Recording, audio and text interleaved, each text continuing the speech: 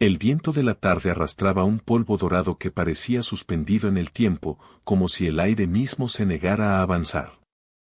Elena bajó del viejo vehículo, sintiendo como el silencio del valle la envolvía de una manera casi asfixiante.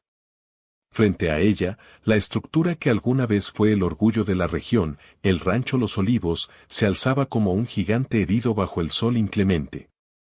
Habían pasado 50 años desde que la última risa resonó en aquellos pasillos, y la naturaleza, implacable y paciente, se había encargado de reclamar lo que alguna vez se le arrebató.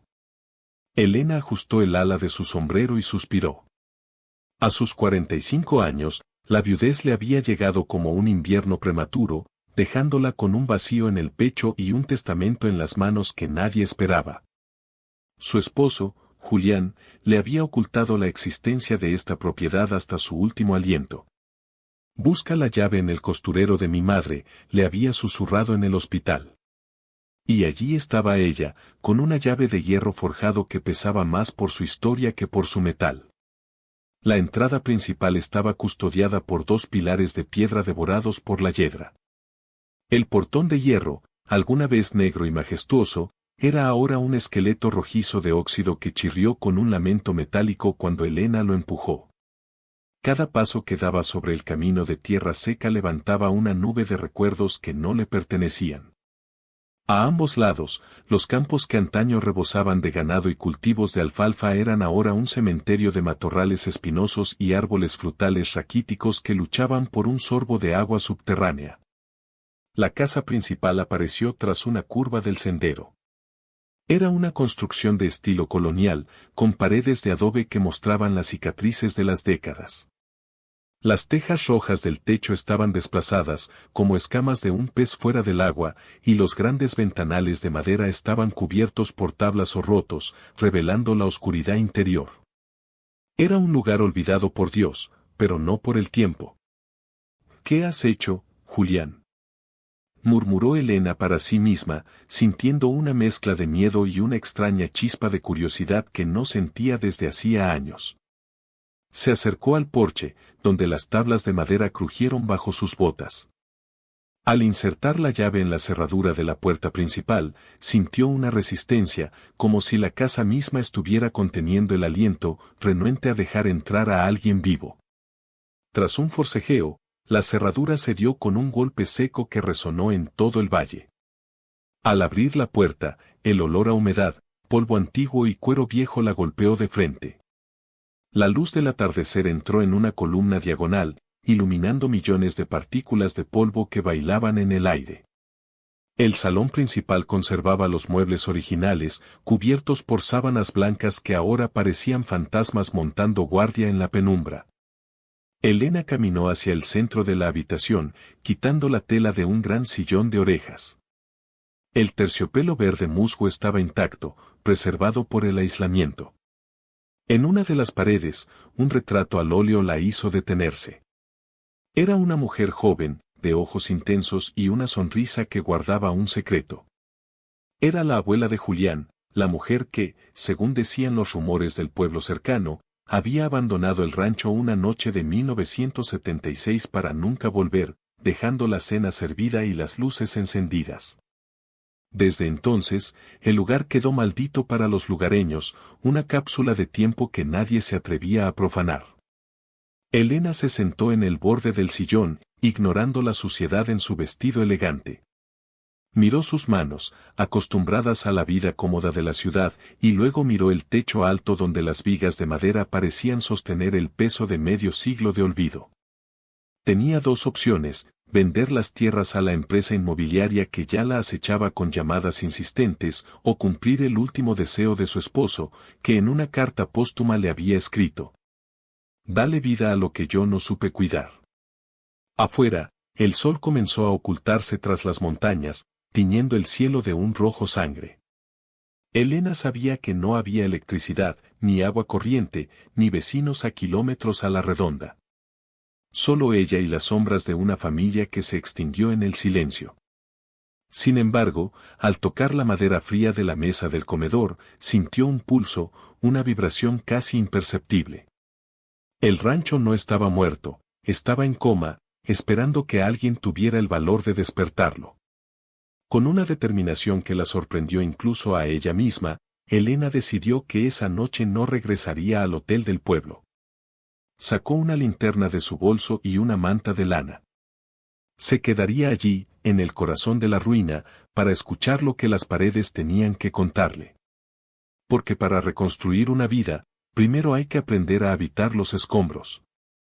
La primera noche en el rancho Los Olivos fue una prueba de fuego para los nervios de Elena. El silencio del campo no era, como ella imaginaba, una ausencia de sonido, sino una orquesta de crujidos. Silbidos del viento entre las tejas sueltas y el correteo de pequeñas criaturas que habían reclamado la mansión como suya. Dormir en el sofá del salón, envuelta en su manta de lana y con la linterna a mano, fue un acto de resistencia. Sin embargo, cuando los primeros rayos del sol atravesaron las rendijas de las tablas de las ventanas, Elena no sintió cansancio, sino una claridad punzante. El inventario del desastre comenzó al alba. Con un cuaderno en mano y una voluntad de acero, Elena recorrió la planta baja. La cocina era un monumento al abandono, fogones de hierro devorados por el hollín y una despensa donde los frascos de conserva, sellados hacía 5 décadas, contenían ahora sustancias irreconocibles de colores negruzcos. Sin embargo, la estructura era sólida, las paredes de adobe, de casi medio metro de espesor, mantenían una temperatura fresca que desafiaba el calor creciente del exterior. Paso a paso, Elena. Solo un paso a la vez, se repetía a sí misma, como un mantra para no dejarse abatir por la magnitud de la tarea.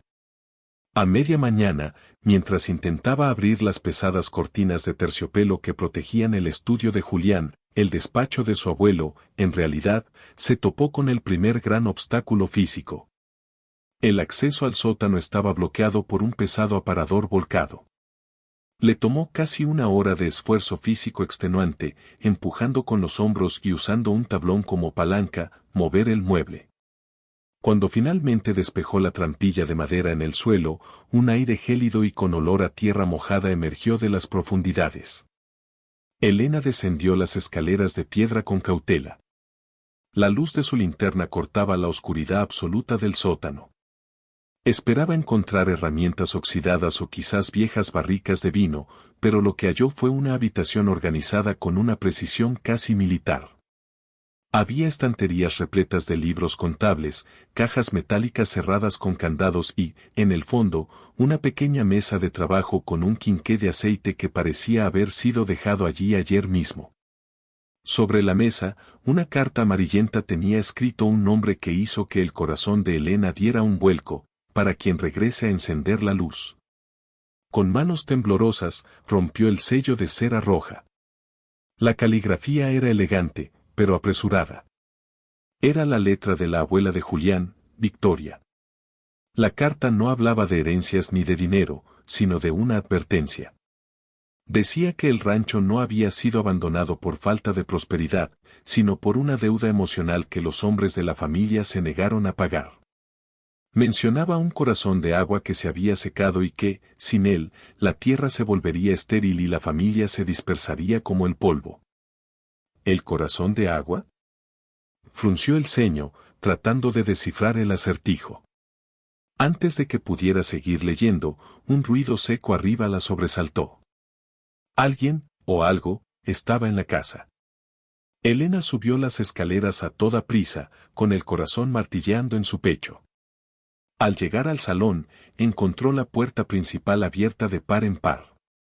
En el porche, de pie bajo la luz cegadora, estaba un hombre de piel curtida por el sol y cabello blanco como la nieve, apoyado en un bastón de madera de olivo. No debería estar aquí, señora, dijo el hombre con una voz que sonaba como piedras rozando entre sí. Esta tierra tiene memoria, y no siempre es amable con los extraños. Soy Elena, la viuda de Julián. Este rancho me pertenece, respondió ella, tratando de recuperar el aliento y la compostura. El viejo la miró con ojos entrecerrados, evaluando su determinación. El papel dice que es suyo, pero el rancho tiene que aceptarla primero. Soy Mateo, fui el capataz antes de que el silencio se lo tragara todo. Vine porque vi humo saliendo de la chimenea anoche. Pensé que eran fantasmas o bandidos. Elena vio en Mateo no una amenaza, sino un puente hacia el pasado. Necesitaba su conocimiento si quería cumplir su promesa. Le mostró la carta de Victoria y el hombre palideció. ¿Encontró la nota de la patrona?, preguntó Mateo con un hilo de voz. Entonces ya sabe lo del agua. Si quiere que este lugar vuelva a la vida, señora Elena, no bastará con limpiar el polvo y pintar las paredes. Tendrá que encontrar el manantial perdido que los antiguos dueños sellaron por egoísmo. Si no hay agua, el rancho seguirá siendo un cementerio de recuerdos. Esa tarde, Elena y Mateo se sentaron en el porche, contemplando el valle seco. Él le contó historias de cómo los campos solían ser esmeraldas bajo el sol y de cómo una disputa familiar por el control del riego terminó en una tragedia que secó los pozos de manera misteriosa. Elena escuchaba con fascinación, dándose cuenta de que su misión era mucho más profunda de lo que imaginaba. No solo se trataba de restaurar una casa, se trataba de sanar la tierra. Mañana empezaremos, dijo Elena con firmeza. Buscaremos ese manantial. No me importa cuánta tierra tenga que mover. Mateo sonrió por primera vez, mostrando una dentadura incompleta pero llena de respeto. Tendrá que ensuciarse las manos, patrona. Y tendrá que ser más fuerte que la sequía que habita en estas almas. Al caer la noche, Elena no se sintió sola. Por primera vez en mucho tiempo, tenía un propósito que superaba su propio dolor. Mientras observaba el mapa del rancho que Mateo le había entregado antes de marcharse, descubrió una marca roja cerca de un viejo olivo que, según el plano, no debería estar allí. El tercer día amaneció con un cielo de color plomo que prometía una lluvia que nunca llegaba. Elena, vestida con ropa de trabajo que había comprado en el pueblo vecino, se reunió con Mateo bajo la sombra del gran olivo centenario, aquel que en el mapa aparecía marcado con una inquietante cruz roja. El árbol era un monumento a la resistencia, su tronco, retorcido y grueso, parecía una escultura de músculos tensos gritando hacia el cielo. Este árbol es el centro de todo, patrona, dijo Mateo, golpeando el suelo con su bastón. Sus raíces son las más profundas. Si hay agua en alguna parte de esta propiedad, el olivo lo sabe. Pero hay un problema. Mateo señaló la base del tronco. Alguien había estado allí durante la noche. Había cortes profundos en la corteza y un rastro de aceite quemado derramado sobre la tierra, un intento rudimentario pero cruel de envenenar al árbol. Elena sintió una punzada de indignación. No era solo abandono lo que enfrentaba, sino una hostilidad activa. ¿Quién querría hacerle daño a un árbol muerto en un rancho abandonado?, preguntó Elena, arrodillándose para limpiar el aceite con un trapo. No todos quieren que los olivos despierte, respondió Mateo con gravedad. Hay gente en el pueblo, como el alcalde Vargas, que ha estado usando estas tierras de forma ilegal para pastoreo y para desviar los pocos hilos de agua que quedan hacia sus propias fincas. Si usted revive el rancho, ellos pierden su banquete gratuito. Elena se puso en pie, con la mandíbula tensa. La vulnerabilidad que sentía al llegar se estaba transformando en una armadura de hierro. No iba a permitir que unos matones de pueblo le arrebataran el legado de su esposo. Decidieron ignorar el sabotaje por el momento y concentrarse en la búsqueda. Según la carta de Victoria y el mapa antiguo, debajo del olivo centenario se encontraba el acceso a una antigua cisterna de piedra volcánica que conectaba con el manantial subterráneo. Pasaron horas cavando bajo un sol que, a pesar de las nubes, quemaba la piel. El esfuerzo físico era agotador, a Elena le salieron ampollas en las manos y el sudor le escocía en los ojos, pero cada palada de tierra la hacía sentirse más viva, más conectada con el suelo que pisaba. A media tarde, la pala de Mateo golpeó algo sólido que no sonaba a piedra. Era una pesada placa de metal, oculta bajo medio metro de sedimentos y raíces secas. Con ayuda de una cuerda y el viejo tractor que Mateo había logrado arrancar tras horas de mecánica improvisada, lograron deslizar la placa. Un eco profundo surgió del agujero.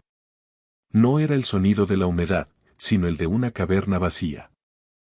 «Está seca», susurró Elena, sintiendo una oleada de desolación. «El manantial se ha ido». «O lo han bloqueado», replicó Mateo, bajando una linterna con una cuerda. «Mire allá abajo, patrona. Esos no son derrumbes naturales. Son rocas colocadas a propósito. Alguien selló el corazón de agua hace 50 años». Mientras examinaban la entrada de la cisterna, el sonido de un motor potente rompió la paz del lugar. Una camioneta negra de lujo se detuvo frente a la casa, levantando una cortina de tierra. De ella bajó un hombre de unos 60 años, vestido con un traje impecable que desentonaba con la aridez del entorno. Era el alcalde Vargas. «Señora Elena», dijo Vargas con una sonrisa que no llegaba a sus ojos. «Veo que se está tomando muy en serio lo de la jardinería. Es una pena verla así, tan sucia y cansada. Mi oferta por el rancho sigue en pie y he decidido aumentarla un 20%. Es mejor que se retire ahora, antes de que el lugar termine por romperle el corazón, o algo más». Elena caminó hacia él, sin limpiarse el barro de la cara. Su presencia era imponente a pesar de su aspecto desaliñado. «El rancho no está en venta, alcalde. Ni hoy, ni nunca. Y si vuelvo a encontrar aceite en mis árboles o extraños en mi propiedad, la próxima visita que reciba no será la suya, sino la de las autoridades federales». Vargas perdió su sonrisa. Sus ojos se oscurecieron y un rictus de desprecio cruzó su rostro. «Este lugar es una tumba, señora. Y usted solo está cavando su propio agujero. No diga que no se lo advertí». La camioneta arrancó con furia, dejando a Elena y Mateo en un silencio tenso. El mensaje era claro, la guerra por el rancho Los Olivos había comenzado. Pero Elena, lejos de amedrentarse, miró hacia la cisterna bloqueada. Sabía que la clave de su victoria estaba allí abajo, en la oscuridad, esperando a ser liberada. Esa noche, mientras Elena limpiaba sus heridas en la cocina a la luz de las velas, descubrió un doble fondo en la caja de madera que contenía la carta de victoria. Dentro había una llave pequeña de plata y una fotografía de su esposo, Julián, siendo un niño, sentado junto a este mismo olivo. En el reverso de la foto, una nota escrita por él: «Perdóname por no haber tenido el valor de regresar. El agua solo fluye para los que no tienen miedo al pasado». Elena apretó la foto contra su pecho. Ahora entendía que la sequía no era solo climática, sino una maldición de silencio que ella estaba destinada a romper. La mañana siguiente trajo consigo un calor asfixiante que parecía derretir el horizonte. Elena no esperó a que Mateo llegara. Equipada con un arnés improvisado, una linterna frontal y la pequeña llave de plata que había encontrado en el doble fondo de la caja, se dispuso a bajar a la cisterna. Sabía que era una imprudencia, pero la urgencia le quemaba en la sangre. El descenso fue un viaje a otro mundo. A medida que bajaba por la cuerda, las paredes de piedra volcánica se volvían más estrechas y el aire más denso. La luz del sol se convirtió en un círculo lejano y blanco, hasta que sus botas tocaron el suelo cubierto de una fina capa de limo seco. El silencio allí abajo era absoluto, un peso físico que presionaba sus oídos. «Estoy aquí, Julián», susurró, y su voz rebotó en las paredes como un eco fantasmagórico. Con la linterna, exploró el muro de rocas que bloqueaba el paso. Mateo tenía razón. Las piedras habían sido apiladas con la intención deliberada de asfixiar el flujo del manantial. Sin embargo, al observar con detenimiento, notó que no era solo un muro de contención. Entre las grietas de las rocas, sobresalía un mecanismo de bronce, una válvula antigua que el tiempo y la cal habían soldado en el olvido. Fue entonces cuando lo vio, una pequeña cerradura de plata, oculta tras una placa de metal que representaba la flor del olivo. Era el destino. Elena insertó la llave de plata. La cerradura giró con un clic metálico que vibró por toda la estructura de la cisterna. De repente, un temblor sacudió el suelo. Arriba, en la superficie, se escuchó un estruendo. No era el agua, sino el sonido de una retroexcavadora. El alcalde Vargas no había esperado a que ella se rindiera, había enviado hombres para demoler las estructuras inseguras del rancho bajo un falso decreto de protección civil. Elena sintió el pánico trepando por su garganta. Estaba atrapada a 15 metros bajo tierra mientras el peso de la maquinaria hacía que el techo de la cisterna comenzara a soltar fragmentos de roca. «Mateo», gritó, pero sabía que su voz no llegaría a la superficie. El pánico amenazó con paralizarla, pero la rabia fue más fuerte. Con una palanca de hierro que había bajado consigo, comenzó a forzar la válvula de bronce.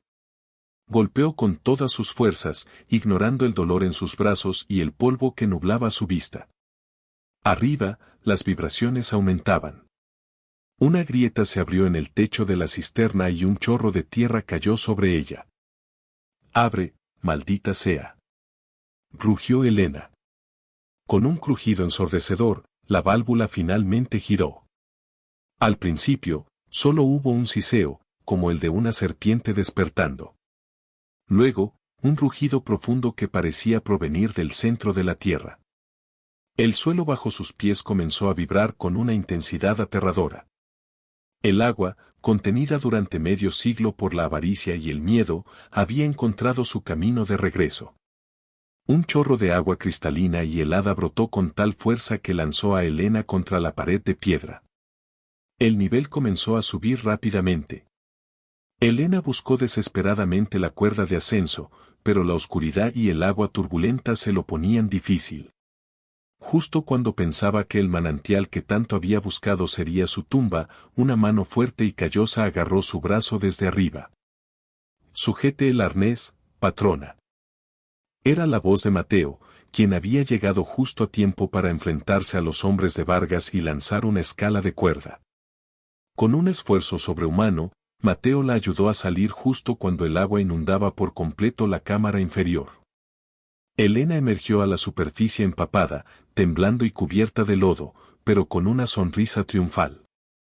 En ese preciso momento, el agua encontró las tuberías de salida de la cisterna y, por primera vez en 50 años, los aspersores oxidados de los jardines principales comenzaron a toser y a escupir un líquido marrón que pronto se volvió transparente y puro. Los hombres de Vargas, que estaban a punto de derribar el muro del patio, se detuvieron en seco. Ver el agua brotar de nuevo de aquella tierra muerta era como presenciar un milagro. Mateo, con una escopeta vieja apoyada en el hombro pero sin apuntar a nadie, simplemente los miró con una calma gélida. «Vuelvan por donde vinieron», dijo el viejo capataz. «El agua ha vuelto, y con ella, la dueña legítima de este lugar». Elena se puso de pie, recuperando el aliento. Miró hacia la entrada del rancho, donde el alcalde Vargas observaba desde su camioneta, con el rostro desencajado por la furia. Ella no dijo nada. No hacía falta. El sonido del agua corriendo por las acequias era la declaración de guerra más potente que podía haber hecho. Esa tarde, el rancho Los Olivos no solo olía a tierra mojada, olía a esperanza. Sin embargo, Elena sabía que esto era solo el principio. Había despertado al gigante, y ahora tendría que aprender a gobernarlo antes de que sus enemigos intentaran envenenar el pozo de nuevo. La noticia del regreso del agua se extendió por el valle como un incendio forestal. Para muchos, era un milagro, para otros, una amenaza directa a su comodidad. Elena no perdió tiempo. Con el apoyo de Mateo, contrató a un pequeño grupo de jornaleros jóvenes que, a diferencia de sus padres, no temían a las viejas leyendas del rancho y necesitaban desesperadamente trabajo. Durante las semanas siguientes, el sonido de las azadas golpeando la tierra y el murmullo constante de las acequias se convirtieron en la banda sonora del lugar. Elena pasaba los días en los campos, con las manos curtidas y el rostro bronceado por el sol, aprendiendo los ciclos de la siembra. Sin embargo, algo la inquietaba. Cada vez que visitaba el mercado del pueblo para comprar suministros, sentía las miradas pesadas de los lugareños, una mezcla de respeto y un temor antiguo. Una tarde, mientras cargaba sacos de semillas en su camioneta, un hombre joven, de gafas gruesas y aspecto de intelectual, se le acercó. «Usted es la viuda de Julián, ¿verdad?», preguntó con voz baja, mirando a su alrededor para asegurarse de que nadie los observaba. «Mi nombre es Andrés, soy el bibliotecario del pueblo. He estado siguiendo sus progresos en el rancho». Elena lo miró con desconfianza inicial. «¿Viene de parte del alcalde Vargas?». Andrés soltó una risa amarga. «Vargas es la razón por la que mi abuelo murió en la miseria». «No, señora Elena. Vengo a entregarle algo que perteneció a su familia y que mi abuelo guardó en secreto durante 50 años. Es el diario de navegación de la huida de Victoria». Esa noche, bajo la luz de una lámpara de queroseno en la gran cocina del rancho, Elena y Mateo se sentaron con Andrés. El diario era un cuaderno pequeño, de tapas de cuero gastadas. Al abrirlo, Elena reconoció la caligrafía elegante que había visto en la carta de la cisterna.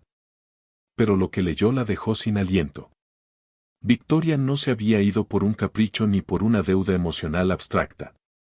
Se había ido para proteger el manantial de un plan de industrialización minera que el padre del actual alcalde, en complicidad con otros hombres poderosos, quería imponer en el valle.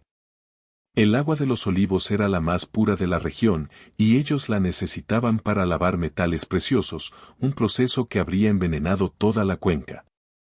Victoria descubrió que querían expropiar el rancho usando una deuda bancaria falsa, explicó Andrés.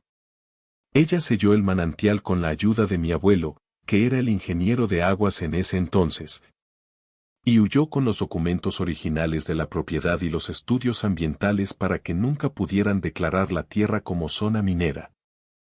Entonces, el abandono de 50 años fue un sacrificio, murmuró Elena, sintiendo un nudo en la garganta. Ella dejó su casa y su vida para que nadie pudiera destruir este valle. Exactamente, continuó Andrés. Pero hay algo más. Según los documentos de mi abuelo, bajo el olivo donde usted encontró la cisterna, Victoria escondió algo más que una llave. Hay un depósito de semillas de especies de olivos que se creían extintas en esta región, protegidas en cápsulas de vacío artesanales.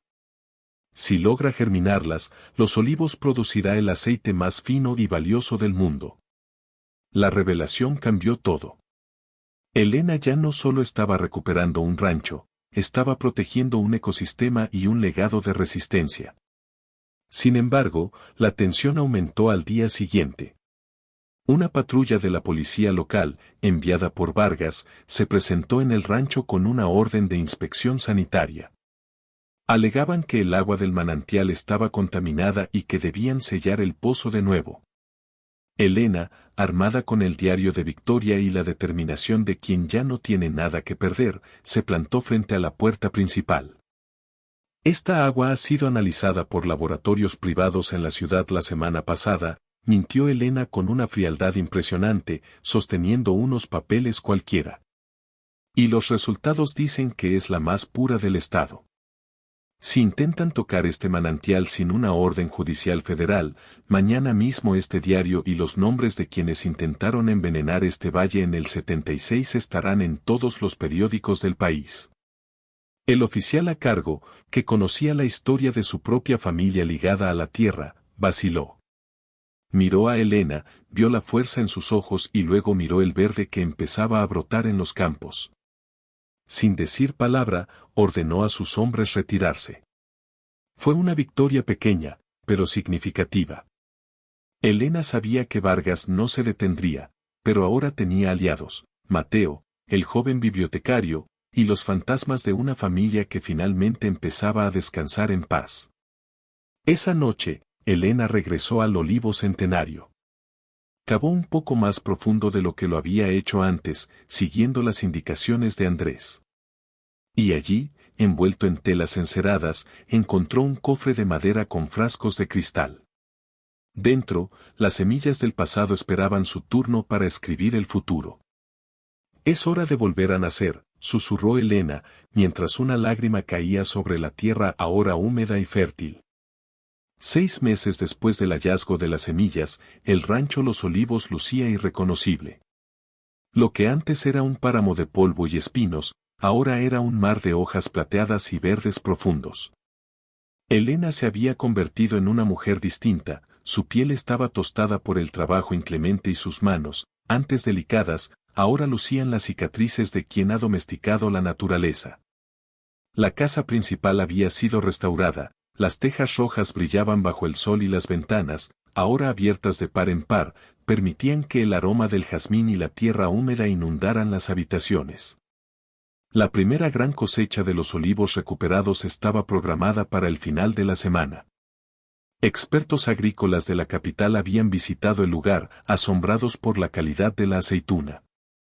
Elena sabía que ese aceite sería su salvación financiera y el golpe final para los planes del alcalde Vargas. Esta noche deberíamos celebrar, patrona, dijo Mateo, limpiando una prensa de aceite manual en el granero. Nunca vi esta tierra tan agradecida.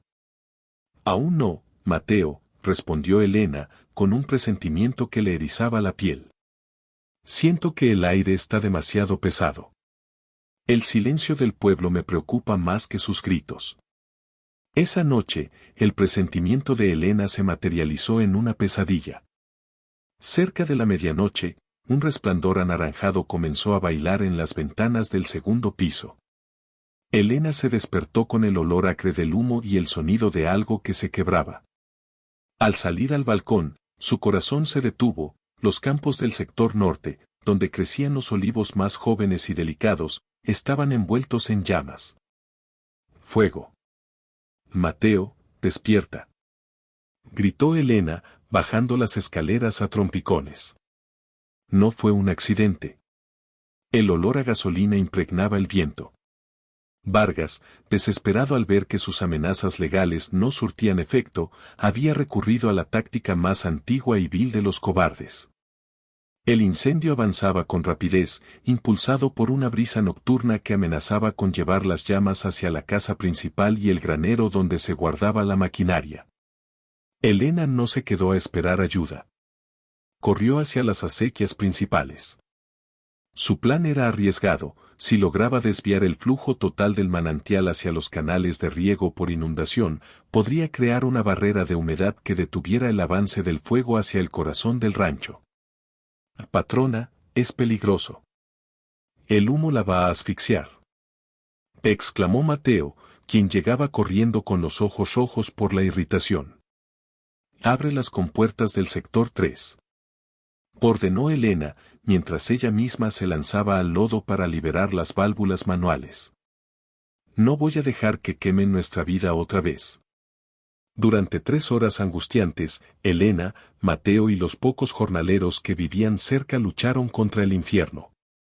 Los bomberos del pueblo, bajo las órdenes de Vargas, tuvieron problemas mecánicos con sus camiones y no llegaban. Era una batalla de hombres contra el fuego. Elena usó mantas mojadas, palas de tierra y la fuerza del agua que ella misma había liberado meses atrás. En un momento crítico, las llamas rodearon a Elena cerca del olivo centenario. El calor era tan intenso que sentía que sus pulmones se quemaban por dentro. Justo cuando una rama incendiada estaba a punto de caer sobre ella, un grupo de vehículos apareció por el camino principal. No eran los bomberos, sino los habitantes del pueblo, liderados por Andrés el bibliotecario. Traían cubos, palas y tractores con tanques de agua. No está sola, señora Elena. Gritó Andrés, saltando de su camioneta. Y ya basta de miedo en este valle. La gente, inspirada por la valentía de la viuda que se había atrevido a desafiar al poder, decidió que ya no permitirían más injusticias. Trabajaron hombro con hombro, formando cadenas humanas. La solidaridad del pueblo fue el agua definitiva que apagó la maldad de los Vargas. Al amanecer, el rancho estaba cubierto por una capa de ceniza gris. El sector norte era un cementerio de troncos carbonizados, pero el corazón del rancho, el granero y los olivos ancestrales estaban a salvo. Elena, agotada y con la ropa hecha jirones, se sentó en el suelo, con el rostro manchado de hollín. Andrés se le acercó con una noticia que le devolvió el aliento. Hemos capturado a 2 de los hombres de Vargas mientras huían por el bosque con bidones de gasolina. Han confesado ante el juez de distrito que el alcalde les pagó. Esta vez, Vargas no tiene salida. Elena miró hacia el horizonte. El sol estaba saliendo, y aunque el daño era visible, el manantial seguía fluyendo, llenando los canales con un sonido que ahora parecía un aplauso. Habían intentado quemar su sueño, pero solo habían logrado forjar su voluntad en el fuego. Mañana empezamos a limpiar, dijo Elena, poniéndose de pie con una dignidad inquebrantable. El aceite de este año tendrá el sabor de la resistencia. Un año después del incendio, el rancho Los Olivos no solo había sanado sus cicatrices, sino que resplandecía con una lozanía que los ancianos del pueblo comparaban con los años dorados de principios de siglo.